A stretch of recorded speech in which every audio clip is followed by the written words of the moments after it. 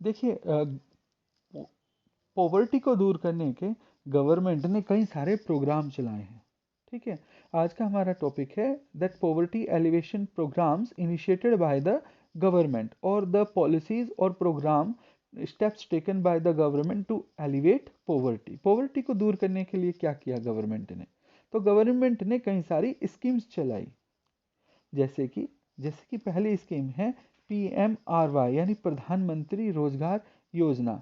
1993 में ये स्टार्ट हुई थी और इसका एक मेन पर्पस था कि लोगों को सेल्फ एम्प्लॉयमेंट अपॉर्चुनिटीज को डेवलप करना for the educated unemployed youth in the rural and small town, यानी ये ग्रामीण क्षेत्रों के लिए ही स्पेशली बनी हुई थी। ठीक है, शहरों के लिए जो योजना चलाई गई थी उसका दूसरा नाम है, जैसे कि सेकंड है रूरल एम्प्लॉयमेंट जनरेशन प्रोग्राम। ये 95 में लॉन्च हुई थी for the rural area. Urban area के लिए इसका दूसरे नाम से चलाई गई गवर्नमेंट ने। उसमें स्पेसिफिकली गवर्नमेंट ने केवल अर्बन एरिया को ही टारगेट किया। याद रखिएगा, कोई भी स्कीम हम पढ़ें तो उसका फुल नेम, ठीक है, और उसका वो कब इम्प्लीमेंट हुई और बेसिकली उसका बेसिक पर्पस क्या है ये हमें जानना चाहिए। वन इज द स्वर्ण जयंती ग्राम स्वरोजगार योजना। ये भी जैसे इसका नाम है, ये ग्राम स्वरोजगार गांव में एम्प्लॉयमेंट लाने के लिए ही ये स्कीम चलाई गई थी। अलग अलग टाइम पे गवर्नमेंट अलग अलग स्कीम चलाती है, भले ही स्कीम मोटे तौर पे एक दूसरे से सेम हो, लेकिन उनके नाम अलग होते हैं। ठीक है, नेक्स्ट इज द प्रधानमंत्री ग्रामोदय योजना। ये 2000 में लॉन्च की। अंत्योदय अन्न योजना for the poorest of the poor and Elder person, यानी कि इतनी प्रोग्राम चलाने के बाद भी अगर एक पुअर, ये हमारी सोसाइटी है और इस सोसाइटी में ये हमारे पुअर लोग हैं, लेकिन उनमें भी कुछ ऐसे होंगे जो बहुत ज़्यादा पुअर होंगे। उन बहुत ज़्यादा पुअर लोगों के लिए ही उन बहुत ज़्यादा पुअर लोगों के लिए ये प्रोग्राम इनिशिएट किया गया।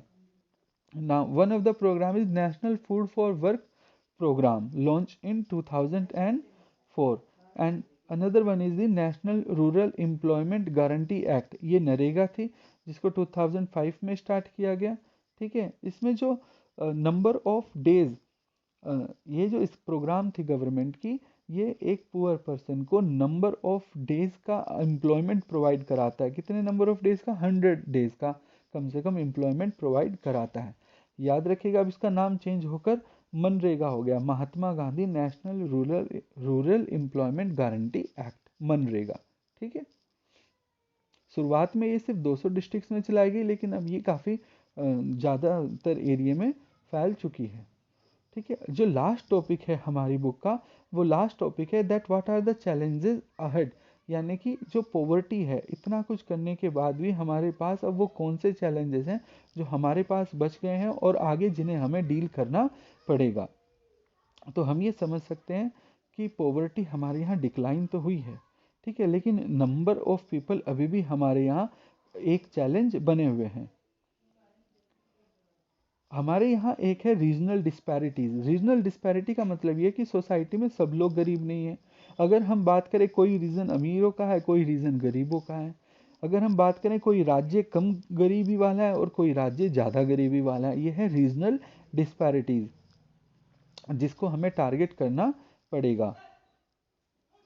और एक सबसे बड़ी बात यह है कि हमें अपनी जो डेफिनेशन है, जो हमारा ब्रैकेट है, उस ब्रैकेट को बढ़ाना पड़ेगा कि हम किन लोगों को पुअर मानते हैं।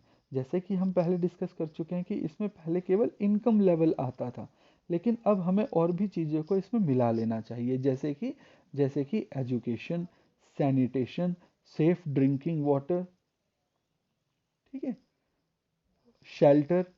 और गवर्नमेंट समय समय पर स्कीम चलाकर ये चीज़ें प्रोवाइड कराती है और सबको इक्वली लाने की कोशिश करती है। लेकिन सोसाइटी में भी कुछ चेंजेस हमारे लिए आज भी टारगेट बने हुए हैं। जैसे जैसे कि सोसाइटी का एटीट्यूड। एक एग्जांपल है जेंडर इनइक्वालिटी। ठीक है, जैसे अभी हमने पहले पढ़ा था क्या कि अगर किसी फैमिली में जो है, अगर जो पुअरेस्ट ऑफ द पुअर है तो उसमें फीमेल चाइल्ड आएगी, गर्ल चाइल्ड नहीं आएगी। तो देखिए कुछ चीज़ों के लिए गवर्नमेंट स्कीम चला सकती है और कुछ चीज़ों के लिए गवर्नमेंट अवेयरनेस प्रोग्राम चलाती है। तो ये वो चैलेंजेस हैं जो अभी भी हमारे सामने हैं। पॉवर्टी के नाम पर हमें इन सब चैलेंजेस से लड़ना पड़ेगा। ठीक है, तो ये था हमारा चैप्टर क्या, पॉवर्टी। Thank you.